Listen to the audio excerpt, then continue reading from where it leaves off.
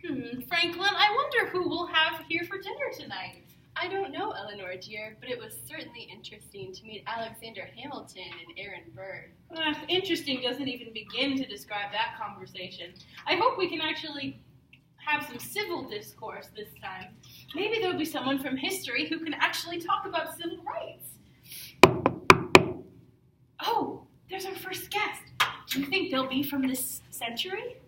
I always like meeting the ones from ancient civilizations, but it looks like... Come in. It's Audrey Hepburn.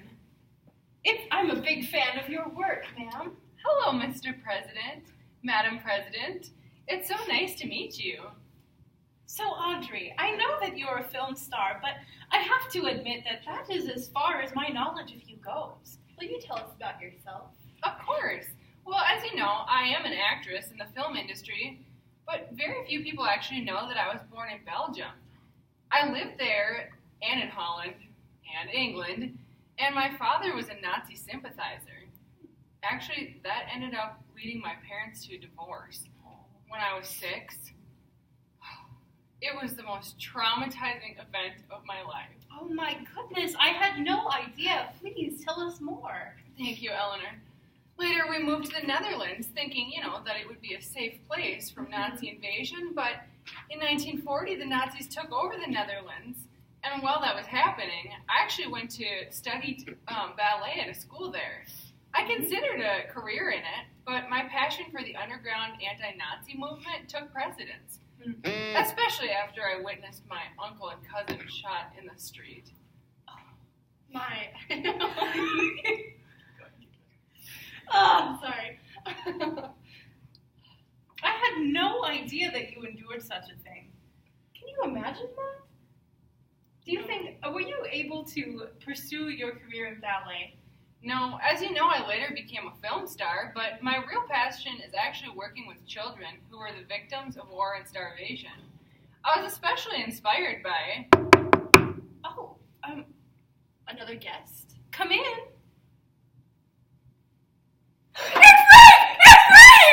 Yeah, that's me. I hope I'm not intruding. Oh, no, not at all, dear. Please take a seat. And it's so incredible to meet you. Your diary inspired me to work with children and support charity with UNICEF. Your words have been so transformational for many people all around the world. Wow, thank you. I didn't know my diary would reach so many people. I was also very moved by your story. People like you were who led us to fight so hard to rise against isolationism and fight against the Nazi regime. I helped to inspire people to win the war? That's amazing. My family would have loved to come to the United States. When we left Germany after Hitler's rise to power and moved to Amsterdam, we tried to emigrate to England or the United States, but we never made it through. I also heard that you attended a school in the Netherlands. Yeah, I attended a Jewish school in the Netherlands until my father lost his business and we were forced to go into hiding. I'm so sorry, dear.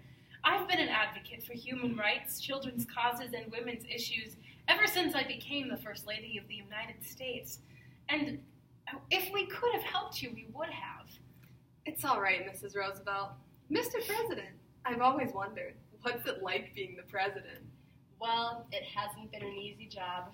When I was elected for the first time in 1932, almost every bank was closed and over 13 million people were unemployed. But this great nation will endure as it has endured and will revive and prosper. I've worked very hard to create jobs through business, agriculture, and reform. I implemented Social Security. But for a while, I tried to keep the U.S. away from war until Pearl Harbor.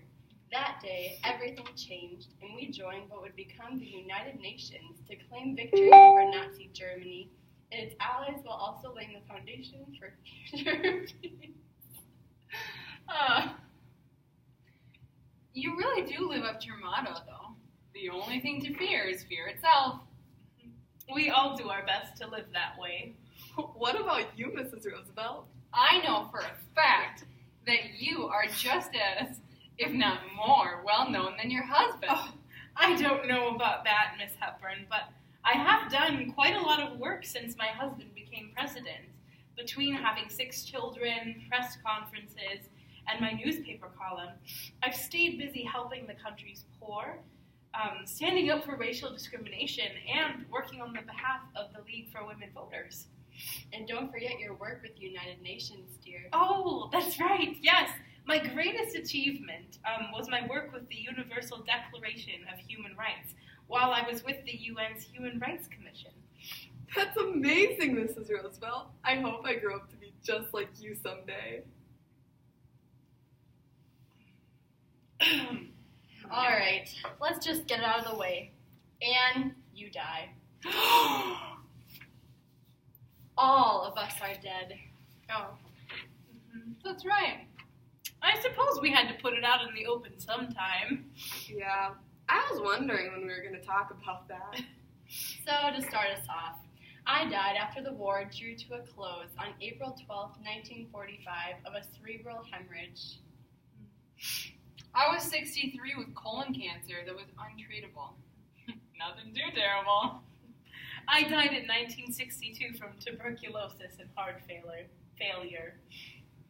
I died from disease and nutrient deprivation in a concentration camp.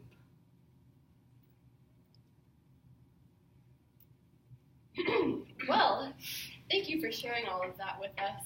Now that all the introductions and formalities are over, shall we have dinner? Sounds fantastic. I'm starving!